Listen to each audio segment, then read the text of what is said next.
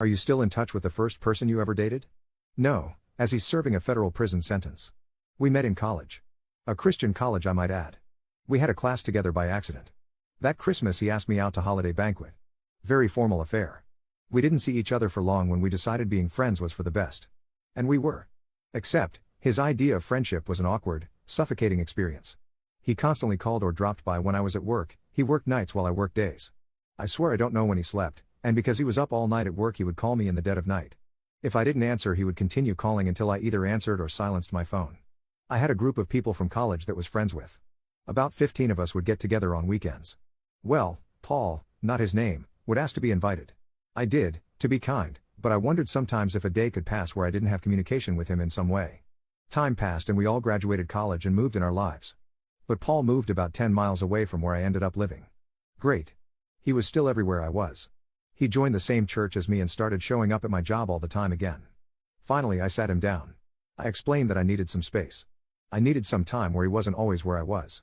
I wanted to date and get married eventually, but I couldn't because he was around me so much that men assumed we were dating. He was crushed. If you get married your husband won't want me to talk to you. You can't do that. He complained.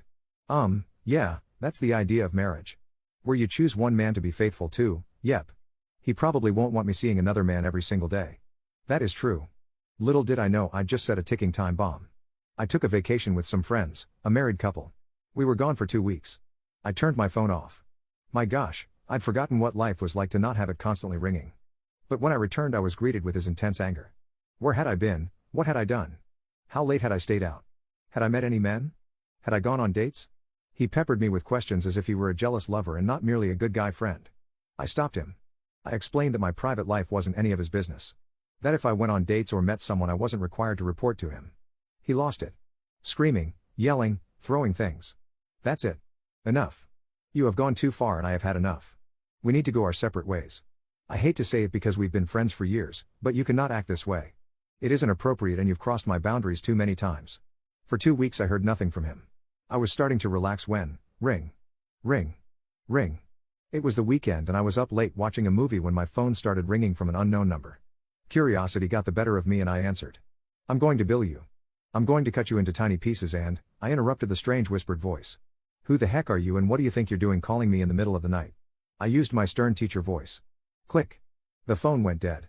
I pulled out my .380 handgun and loaded it. I placed it in my nightstand and went to sleep.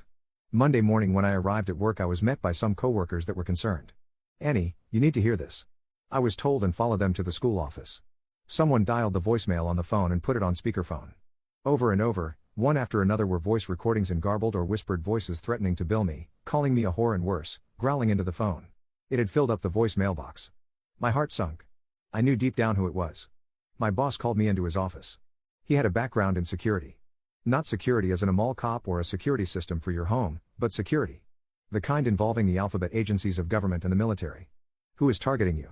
Do you know? He asked. Oh yeah, I knew. And he knew him too. The police got involved and phone records were pulled but the calls came from prepaid phones under no name. We knew who it was but had no proof. Meanwhile, every night he filled up the voicemails of my phone and my work phone. Then I was walking across the parking lot of Walmart when I felt someone's eyes on me. I looked up to see his truck flying across the parking lot and into the road. Oh my God, he's following me now? I couldn't prove it, but he began showing up in public places at the same time as me. What could I do? It was in public so it wasn't like I could complain when he had a right to be there as much as anyone else. Until one Friday night a group of friends and I went out to eat. It was a group of men and women and while some of them were dating, I wasn't dating anyone. But one of the guys did sit across from me. Before we even had our food, Paul stormed into the restaurant and was in my face shouting about how dare I date that man and I was a whore and the restaurant was silent except for Paul. I was beyond embarrassed. The man sitting across from me stood up and grabbed Paul by the arm, unceremoniously dragging him outside.